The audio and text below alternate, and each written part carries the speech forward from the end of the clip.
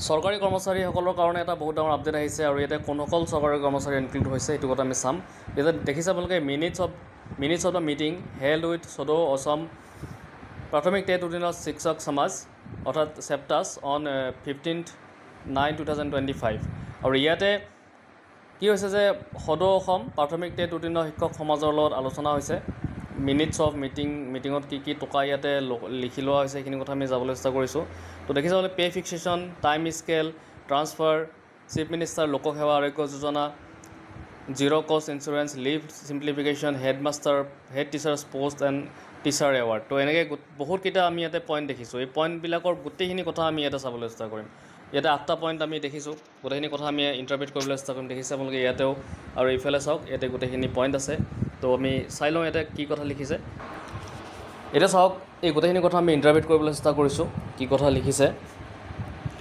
সদৌ অসম প্ৰাথমিক টেট ৰুটিনৰ শিক্ষক সমাজ চেপ্টাছৰ সৈতে 15/9/2025 তাৰিখে অনুষ্ঠিত সভা হয় আৰু এই সভাত কি গুৰুত্বপূৰ্ণ সভাখন 15/9/2025 তাৰিখৰ দিনৰ বিয়লি 2 বজাত সমগ্ৰ শিক্ষা অসমৰ ষ্টেট মিছন কাৰ্যালয় কাহিলীপাৰা গুৱাহাটী 19 কনফাৰেন্স হলত সদৌ অসমৰ প্ৰাথমিক টেট ৰুটিনৰ শিক্ষক সমাজ চেপ্টাছৰ প্ৰতিনিধিসকলৰ সৈতে অনুষ্ঠিত হয়।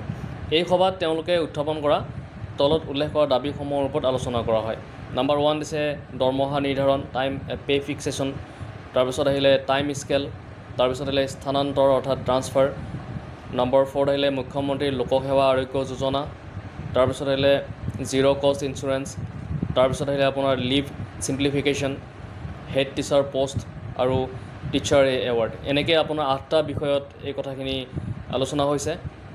তো গোটেইখিনি কথা আমি চাম, কি কথা ইয়াতে লিখিছে। প্ৰথম আমি পইণ্টলৈ আহিছোঁ, ছুটিৰ সৰলীকৰণ, যিটো লিভ চিম্প্লিফিকেশ্যন বুলি কোৱা হয়, তাক ছুটিৰ সৰলীকৰণ প্ৰক্ৰিয়া, সেই কথাটো আমি জানিবলৈ চেষ্টা কৰিম ইয়াতে কি লিখিছে।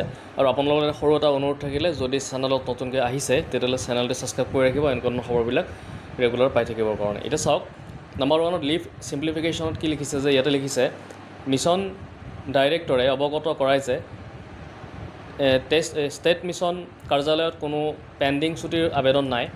যিসকল আবেদন অসম্পূৰ্ণ তথ্যৰ সৈতে বা নিৰ্ধাৰিত ফৰ্মেটত দাখিল কৰা হোৱা নাছিল সেইসমূহ জিলাসকললৈ ঘূৰাই পঠোৱা হৈছে পুনৰ দাখিলৰ বাবে। সকলো জিলাক 1 আগষ্ট 2025 তাৰিখৰ পৰা শিক্ষাসেতু পৰ্টেলৰ জৰিয়তে ছুটিৰ আবেদন দাখিল কৰিবলৈ শিক্ষকসকলক পৰামৰ্শ দিবলৈ নিৰ্দেশ দিয়া হৈছে। 31 জুলাই 2025 তাৰিখৰ পাছত দাখিল কৰা অফলাইন আবেদন গ্ৰহণ কৰা নহ'ব যদিও যিসকল ছুটি পূৰ্বে অফলাইন মোডত অনুমোদিত হৈছে সেইবোৰ SSA শিক্ষকসকলৰ শিক্ষাসেতু পৰ্টেলত ছুটিৰ একাউণ্টত আপডেট কৰিব।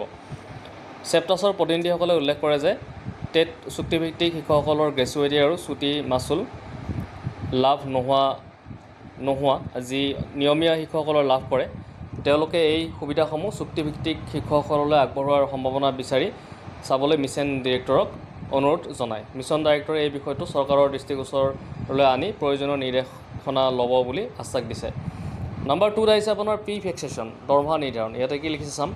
মিছন ডিৰেক্টৰে জনায় যে দৰমহা নিৰ্ধাৰণৰ বিষয়টো এন'মেলিজ কমিটিয়ে সম্পূৰ্ণৰূপে পৰ্যালোচনা কৰিছে আৰু 15/10/2025 ভিতৰত চূড়ান্ত অৱস্থা পতা হ'ব বুলি আশা প্ৰকাশ কৰিছে। চেপ্টাছৰ প্ৰতিনিধিসকলে মিছন ডিৰেক্টৰক অনুৰোধ জনায় যে এতিয়া আহিছোঁ আমি তাৰ পিছৰ পইণ্টটো স্থানান্তৰ ট্ৰান্সফাৰৰ কথা ইয়াতে কি লিখি চাম। মিছন ডাইৰেক্টৰে অৱগত কৰে যে দক্ষিণ শালমাৰা মানকাছাৰ জিলাৰ কিছুমান শিক্ষক অনলাইন পৰ্টেলত স্থানান্তৰৰ বাবে আবেদন কৰিছে। যিসকল শিক্ষক স্থানান্তৰ আদেশ দিয়া হৈছে তেওঁলোকে উপযুক্ত বিকল্প শিক্ষক নিযুক্ত হোৱাৰ পাছতহে মুক্ত কৰা হ'ব। স্থানান্তৰৰ কাৰ্যকৰী তাৰিখ হ'ব আপোনাৰ 10/10/2025 ইয়াতে উল্লেখ কৰা হৈছে। তাৰপিছত আহিলে আপোনাৰ চিফ মিনিষ্টাৰ লোকসেৱা আৰোগ্য যোজনাৰ ইয়াতে কি লিখিছে চাম যে লিখিছে চেপ্টাছৰ প্ৰতিনিধিসকলে কয় যে অসম চৰকাৰৰ কৰ্মচাৰীসকলে এই যোজনাৰ সুবিধা লাভ কৰি আছে। টেট চুক্তিভিত্তিক শিক্ষকসকলেও যাতে এই যোজনাৰ অন্তৰ্গত সুবিধা লাভ কৰিব পাৰে সেইবাবে অনুৰোধ জনাইছে। তো মিছন ডিৰেক্টৰে স্পষ্ট কৰে যে এই আৰোগ্য যোজনা স্বাস্থ্য বিভাগৰ অন্তৰ্গত হয় আৰু বিষয়টো উপযুক্ত প্ৰাধিকৰণলৈ আগবঢ়োৱা হ'ব। তাৰপিছত আহিলে আপোনাৰ জিৰ' কষ্ট ইঞ্চুৰেঞ্চৰ কথাটো। চেপ্টাছৰ প্ৰতিনিধিসকলে উল্লেখ কৰে যে অসম চৰকাৰৰ কৰ্মচাৰীসকলে জিৰ' কষ্ট ইঞ্চুৰেঞ্চ স্কিমৰ অন্তৰ্গত আছে। ষ্টেণ্ডাৰ্ড অপাৰেটিং প্ৰচিজিয়ৰ অৰ্থাৎ SOP অনুসৰি টেট চুক্তিভিত্তিক শিক্ষকসকলেও যাতে এই সুবিধাৰ আওতাত আহে তাৰ ব্যৱস্থা বিচাৰে। তাৰপিছত আছে আপোনাৰ মিছন ডিৰেক্টৰেও কয় যে এই যোজনাটো SSAৰ অধীনত নহয় আৰু উপযুক্ত বিভাগৰ সৈতে এই বিষয়ে আলোচনা কৰিবলৈ অনুৰোধ জনাইছে। তাৰপিছত আহিলে আপোনাৰ প্ৰধান শিক্ষক পদৰ পোষ্টৰ কথা ইয়াতে লিখিছে যে মিছন ডিৰেক্টৰে উল্লেখ কৰে যে এই বিষয়টো SSAৰ কাৰ্যক্ষেত্ৰৰ বাহিৰত, সেয়ে এই বিষয়টো বিদ্যালয় শিক্ষা বিভাগ অসম চৰকাৰৰ ওচৰলৈ লৈ যাবলৈ অনুৰোধ কৰিছে। তাৰপিছত লিখিছে অৱসৰৰ জাননী অৰ্থাৎ ৰিটায়াৰমেণ্ট নটিফিকেশ্যন। চেপ্টাছে অনুৰোধ জনায় যে টেট শিক্ষক চুক্তিভিত্তিক শিক্ষকসকলো যাতে নিয়মীয়া শিক্ষকসকলৰ দৰে আগতীয়াকৈ অৱসৰৰ জাননী দিয়া হয় সেইটো তেওঁলোকে অনুৰোধ জনাইছে।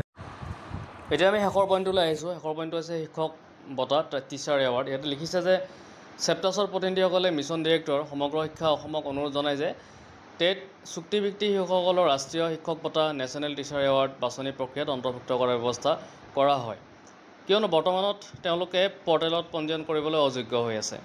উত্তৰত মিছন ডিৰেক্টৰে অৱগত কৰে যে এই বাছনি প্ৰক্ৰিয়া ভাৰত চৰকাৰৰ নিৰ্দেশনা অনুসৰি চলে আৰু এই বিষয়ে সিদ্ধান্ত লোৱাৰ ক্ষমতা সমগ্ৰ শিক্ষা অসমৰ মিছন ডিৰেক্টৰৰ কাৰ্যক্ষেত্ৰৰ বাহিৰত।